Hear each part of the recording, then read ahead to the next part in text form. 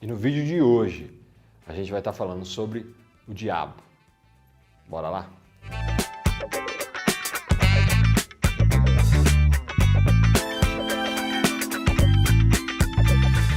Olá pessoal, eu sou o Maicon Peters e eu tô aqui com o Mike Carvalho. Voltamos, né? Voltamos. O Mike tava de férias, né? Viajou, passeou, tá relaxado agora? Agora tá de boa. E agora a gente volta para falar do coisa ruim, né? Do próprio. Porque você ficou tanto tempo de férias que daí a gente precisa contrapor. Peregrinei, fui tentar encontrá-lo, deixei a barba crescer, mas não achei. Não achou. Então, não achou. Difícil achar. E a gente vai falar dessa ideia que foi construída sobre uma figura que atormenta. Eu não vou falar o mundo todo, boa parte dele, porque o mundo é muito grande e há muitas culturas que mal sabem o que é essa figura do diabo católico, né? Do diabo cristão, se a gente pode nem falar só o católico, do diabo cristão, e que terroriza muita gente. É verdade, um primeiro ponto interessante que você levantou aí. A gente tem uma matriz religiosa judaico-cristã, que é uma vertente, acredito que é a maior do mundo, mais de 1 bilhão aí de seguidores. Sim. Porém, a gente tem mais de 7 bilhões de pessoas no mundo, então não é todo mundo que leva essa ideologia. E essa figura do diabo, né, do Satã, ela veio com essa ideologia judaico-cristã. A gente tem aí numa antiguidade outras religiões, né, como a própria grega, persa, né, babilônica, que tinha sim figuras boas, né, e ruins dentro do seu panteão. Sim. Mas que todos eram deuses, né? Por exemplo, a gente tem um caso aí peculiar que a gente tem no filme do Exorcista, que dizem que a menina está possuída pelo Pazuzu. Que é um demônio. Que eles veem como demônio. Que eles veem como um demônio da Suméria antiga. Só que para os sumérios ele era um deus. Ele era um deus. Ele não era um demônio. Ele não era um demônio. Depois, o cristianismo, né? Eles começaram a olhar, né? Ter um olhar sobre tudo que era cultuado antes, os pagões, né? Os deuses, enfim, como demônios. Até a própria Lilith é vista como um demônio. Um demônio, exatamente. E nos sumérios é vista como uma deusa, e depois alguns acabam encontrando que os egípcios cultuam ela como Ísis, e daí vai mudando, porque acontece muito isso, né? Vai mudando-se a cultura e você acaba cultuando o mesmo Deus, que vai só mudando os nomes. Esse é o grande problema da história, né? A gente tem muitas fontes e aí acaba deturpando muitas coisas, né? Com o passar do tempo, você tinha as escrituras lá antigas em aramaico, hebraico, grego, aí você traduz ela depois posteriormente para um latim, aí já muda vários sentidos, por exemplo, o próprio inferno, né? O conceito que a gente tem de inferno cristão, na Grécia Antiga, Hades, né? Era onde o mundo dos mortos, não era necessariamente um lugar onde a pessoa ficava queimando.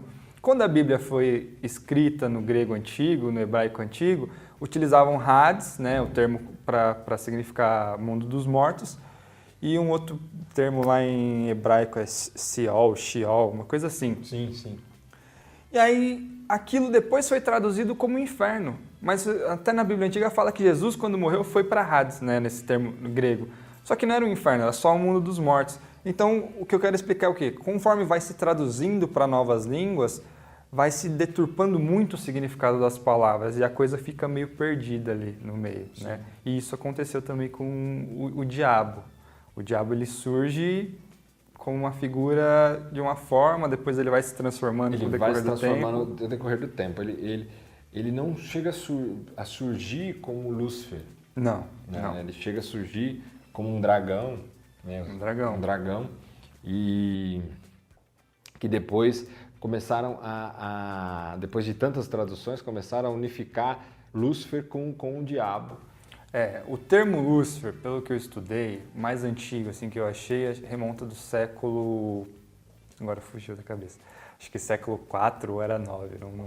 Foi um santo lá que cunhou esse termo e introduziu ele nas passagens, né? Mas, se eu não me engano, na própria Bíblia nem aparece muito esse nome, nem aparece esse nome. Mas o que a gente tem de mais importante nessa história do demônio? A a gente puxando pelas religiões antigas, a gente não tinha um demônio, a gente tinha um deuses. Esses deuses, a priori, eles eram tanto bons quanto maus, né? Você vê até o próprio Zeus, às vezes fica bravo e pica o terror no povo. Poseidon, quando o povo vai velejar, ele tá bravo, ele causa maremoto, tempestade, mata todo mundo. Isso não é uma atitude muito boa, né? Mas é uma atitude de Deus, e aí é meio que inquestionável. Tem hora que ele ajuda, tem hora que ele atrapalha, né?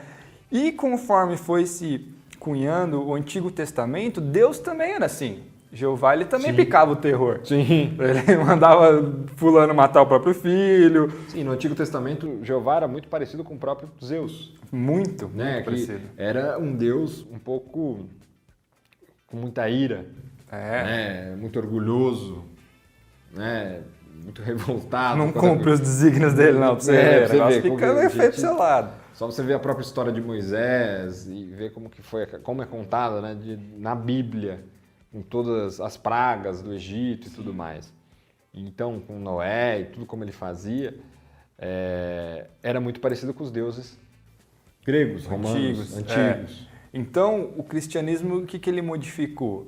Primeiro, ele introduziu mais essa ideia de onipresença e onipotência, que é uma coisa que não se falava tanto que tinha, até porque, por exemplo, você tem um deus que é o deus Sol, o outro deus não é o deus Sol, então ele já não é onipotente, né? Cada um no seu quadrado, cada um faz a sua função. É o deus do raio, então... Cada um se resguarda no seu aí que eu fico no meu. E aí o cristianismo já mudou um pouco isso. Centralizou, né, todos os poderes num Deus só, ele virou onipresente, onipotente. Só que no Antigo Testamento ele ainda era o bem e o mal junto. Sim. Né? Ele fazia ali da forma torta dele. Da forma que ele achava melhor.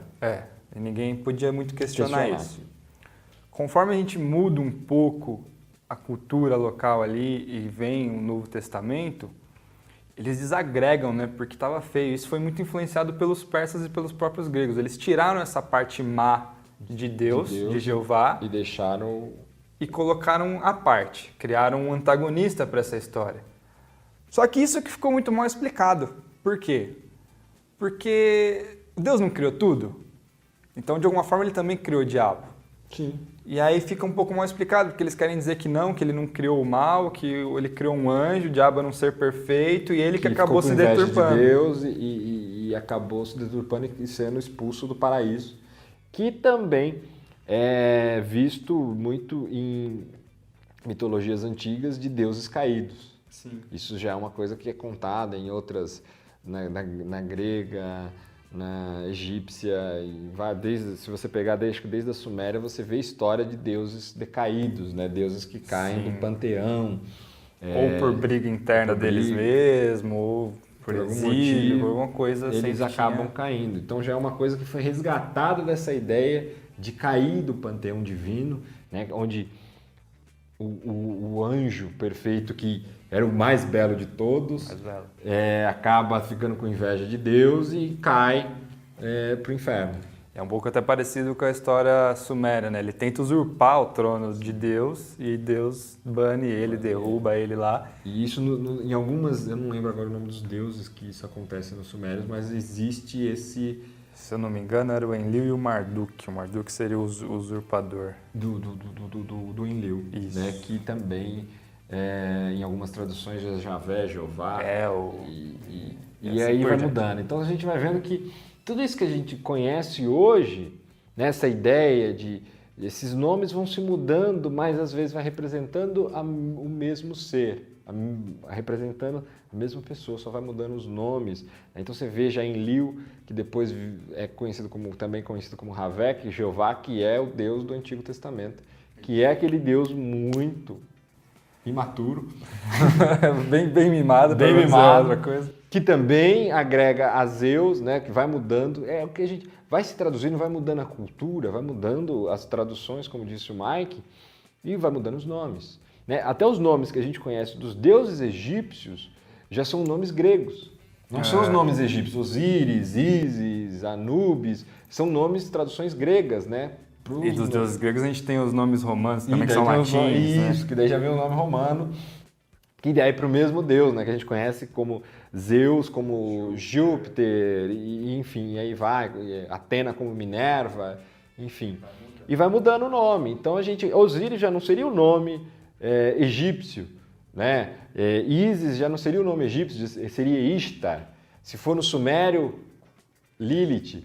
Acho que é Lilith, né? É Ishtar também. Ishtar também, né? Que é até onde bate, acho que Lilith já é grego, eu não sei direito. A Lilith é um caso que acho parte. que vale fazer um vídeo sobre ela, porque ela é bem confusa, tem muita história. Muita história em torno de Lilith, né? Muita gente acredita que é um ser do mal mesmo, porque muita gente não. Ela é um ser que está em várias mitologias ao mesmo tempo, né? Ela transita ali como primeira esposa de Adão para alguns, como demônio sumério, como... e aí vai, né? Vale um vídeo dela. Vale um vídeo dela. Depois a gente vai fazer um vídeo dela. Porque ela é uma representação feminina muito forte. Da força feminina muito forte. E da não submissão. E quando você começa a trabalhar a força feminina, como foi construída no crescimento do cristianismo, na Idade Média, na época da Inquisição, onde colocaram a força das mulheres lá para baixo, onde a mulher tinha que se submeter, onde a mulher era feia, onde a mulher vem da costela de Adão. Então você começa a colocar toda essa ideia, né, sobre a mulher como menos, você tem que fazer uma figura também demoníaca da mulher. Mas isso fica para outro vídeo. Mas pegando o gancho, a ideia da figura demoníaca, a ideia do demônio em si, se vocês pegarem do começo desse vídeo que a gente estava falando, o demônio ele é algo que surgiu ali mais, o diabo, né? Demônio não, porque demônio vem de daimons, também tem espíritos, outra coisa também vale falar depois a respeito. Mas do diabo em si, é uma coisa que veio mais com a mitologia judaico-cristã. Antes tinham deuses bons, maus, não importa, esse conceito também de bom e mal já veio mais com o judaico-cristão, que separou isso. O Zoroastro começa a fazer ali o bem e o mal. E por que isso nasceu? Porque tinha-se a necessidade de quê? De que Deus não pode ser só amor e as pessoas fazem o que quiser e só recebem amor. Não, a gente tem que ter uma punição para aqueles que não seguem os desígnios de Deus. Né? E aí surge o quê? Onde você controla as pessoas pela culpa, pelo medo. Você trabalha muita culpa, né? Você insere a culpa na ideia das pessoas, no inconsciente coletivo, onde a culpa é algo que existe, onde você tem que se culpar e você tem que pagar aquele pecado. Né? E daí tem toda aquela construção de a ponte para Deus, que é a igreja. Né? E daí na igreja você tem como buscar a sua redenção com Deus, porque você está em pecado, porque você já nasce pela culpa, você já nasce no pecado original. Né? Você já nasce pelo pecado original, então você já está em culpa, você já tem que passar por muita coisa, você tem que estar sempre buscando a igreja para estar se redimindo com Deus. Então você está sempre criando essa ideia de culpa no inconsciente coletivo, aquilo vira algo natural. Inclusive é legal que você falou do pecado original. Quando a figura do diabo nasce, ela não tem uma personificação a princípio, né? Ninguém desenhou, ninguém falou que ele era vermelho dos chifres e tal. Então essa figura ela foi se transformando com o decorrer do tempo. E teve uma época que a personificação do diabo era o quê? Seduzir as mulheres. Tamanho medo que eles tinham de tirar a virtude das mulheres, de tirar a submissão delas. Então, a figura do diabo era aquele que seduzia, né? Que tirava a pureza, que tirava a mulher do seio familiar ali e tudo mais. Né? Durante um bom tempo, essa personificação foi tida como a figura do deus Pan. Né? Então, ele era o quê? Um sátiro, meio bode, meio homem e tal, com chifres. E daí começou a nascer essa figura do diabo chifrudo, né? Por quê? Porque eles começaram a ver a rivalidade entre as religiões. Eles viram que aquele povo que seguia a religião grega e tudo mais não era submisso a eles, era contra os princípios que eles praticavam, então eles tinham que arrumar alguma forma de endemonizar aquilo. E aí eles colocaram o diabo com a figura de um dos deuses gregos. Né? E foi agregando muitos símbolos de outros deuses, de outras religiões, como o próprio tridente de Shiva, de Poseidon, que são símbolos de poder, símbolos de força, até dos guardiões, né? Como representação do diabo. Daí entra os símbolos que era muito comum para os nórdicos, que é um símbolo de força, de poder, de sabedoria, que é o chifre. também vai lá e coloca mais, aumenta o chifre do diabo. Os celtas, né? Cernunos lá, aquele chifre bonitão, ficou demônio. Então, tudo isso você vai agregando, construindo assim uma ideia do que aqueles povos acreditavam. Você coloca aqueles símbolos, vão colocando lá para as pessoas, para quem está começando a acreditar naquilo, para as próximas gerações ver que aquilo é errado. E hoje isso acontece, muita gente acredita, né? A gente vê intolerância religiosa, hoje tem gente que acredita que reiki é coisa do diabo. Sim. Né? Verdade seja dita,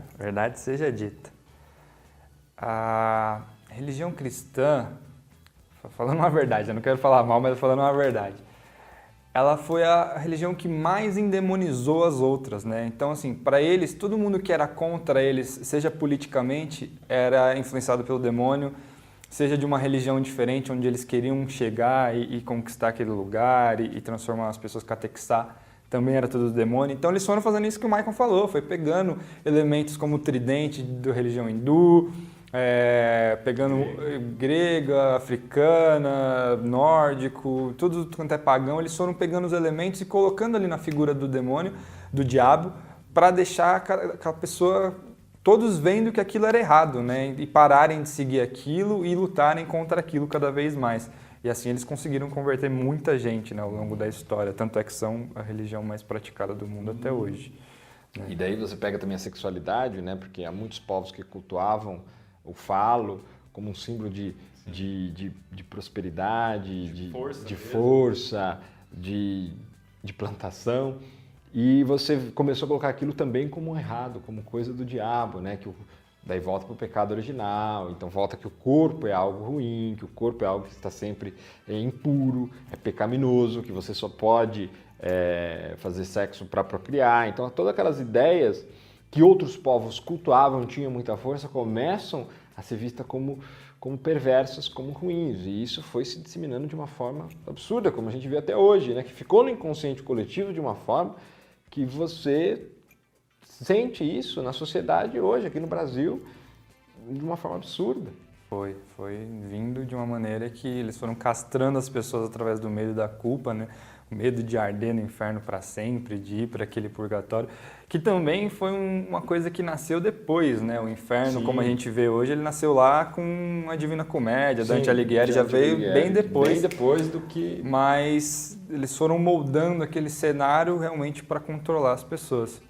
E depois, como eu disse mais cedo no vídeo, veio alguém lá e trouxe essa figura do Lúcifer, né? Ele trouxe também um pouco do hebraico lá, que já tinha a figura da Estrela da Manhã, e foi modificando algumas coisas para trazer a ideologia do Lúcifer, né? Como o demônio também. Eu acho que vale a pena a gente fazer um vídeo só do Lúcifer, falando fazer um de vídeo Lúcifer. só de Lúcifer, um vídeo só da Lilith, já temos aí mais dois vídeos já para gravar. Dois que criamos agora. Para jogar aí, pessoal. Eu acho que é isso, né? É isso. Pensar que o diabo é só uma ideia, ele não existe. É só uma ideia perversa de te limitar, sabe? O diabo está dentro de você, nas suas ideias mais limitantes. E que vale a pena, antes de você começar a observar as crenças das outras pessoas com olhos malignos, né? Olhando como coisa do demônio e tal, você pesquisar realmente a fundo de onde surgiu, por que ela encara daquela forma, por que ela usa o tridente, por que os deuses dela são daquela maneira. Porque para muitas religiões, por exemplo, não existia demônio, não era coisa ruim. Essa coisa foi criada dentro do cristianismo, então vale a pena olhar a origem disso tudo antes de começar a julgar. E isso é bacana, até às vezes a pessoa, né, é da Umbanda, do Espiritismo, do Candomblé, enfim, é de qualquer religião que tende a ser um pouco mais aberta nessa questão, mas às vezes ela vê, dentro da própria Umbanda, a gente vê várias vertentes de Umbanda, Umbanda que faz isso, Umbanda que faz aquilo, Umbanda que trabalha desse jeito, Umbanda que faz corte, Umbanda que faz sacrifício, Umbanda que não pode, enfim, Quimbanda, onde as pessoas acabam gerando preconceito com aquilo, vendo como perverso, né? Acaba dentro delas, sofrem, infelizmente, muito preconceito pela sua própria religião, mas também gera um preconceito com a próxima, porque aquilo é do mal, porque esse trabalha dessa forma, então trabalha só no negativo. Só que cada um tem a sua forma de ver, até o próprio... hoje não, o espiritismo tá até mais aberto, mas via antes muita Umbanda como espiritismo baixo, Sim. né? Até os nossos próprios pais velhos, Exus, conseguirem hoje trazer da espiritualidade mais e mais conteúdos para se abrir mais a mente das pessoas, mas muita gente ainda vê isso como negativo. Mas, infelizmente, até dentro dessas estruturas religiosas, Isso que eu ia falar. tem muitos preconceitos. Essa ideologia demoníaca entrou fundo mesmo até dentro de outras religiões que acreditam que tem... Porque são também religiões de matriz, né? de matriz cristã, né? Tirando até o candomblé, mas até o candomblé, quando vem pra cá, ele mistura, até aquele que seja mais raiz, mas ele mistura um pouco, porque um povo é brasileiro. Não tem como, povo é né, cristão. ficar 100% Então puro. acaba gerando muito isso, né? De sempre estar olhando um pouco do outro, aquilo que tira um pouco da sua zona de conforto, do que você acredita, da sua zona de conforto como negativo. Né? Ah, faz sacrifício, Não, tem um princípio tudo aquilo. A gente sabe que às vezes não é necessário, mas tem um princípio, é respeitar o do outro. Eu acho que é começar a respeitar e parar de ver como demônio, como diabo, diabólico. Demônio não, porque demônio é outro vídeo que a gente começou. Como diabólico. É isso. Eu acho que realmente o respeito é o princípio de tudo, né? Se você não importa a religião que você siga, se você não tem respeito pelo próximo, com certeza você já está ferindo um dos princípios dessa religião que você segue, né? Que é o respeito. Ou a não religião. Então, se você não tem religião, mas você respeitar o Está ferindo um princípio de um ser humano, Sim, vamos dizer assim, que eu é melhor. acho que é um princípio divino, né? Que é, você tá aqui, você precisa respeitar o outro. Sim, sempre. Gente, obrigado mais uma vez por estar acompanhando. A gente voltou aqui, vamos arrepiar alguns vídeos, né? Já temos aí outros temas. E até 3, só criado nesse. Só nesse a gente já criou mais 3. Então, para 3 meses a gente já tem bastante coisa para fazer. Isso aí. Né? Obrigado, pessoal. Até a próxima. Acompanhe o Mike lá no canal do Filhos da É Libertação. verdade. Bem lembrado. Tá bacana, tá Saindo indo vídeo aí bastante, toda semana. Toda quarta. quarta-feira às 18 horas. 18 horas tem um vídeo novo lá, onde ele e a Maga tá sempre ensinando magia, coisa bacana para vocês trabalharem no seu dia a dia. Isso aí, acompanha lá. Tá? E se você gostou, se inscreve se não é inscrito, curte, compartilha nas mais redes sociais possíveis, WhatsApp, Facebook, onde você puder, porque isso ajuda o canal a crescer e às vezes a pessoa precisa ouvir isso aqui, precisa tirar, abrir um pouco a mente. Esse é o nosso intuito, ajudar vocês cada vez mais. Até a próxima. Até.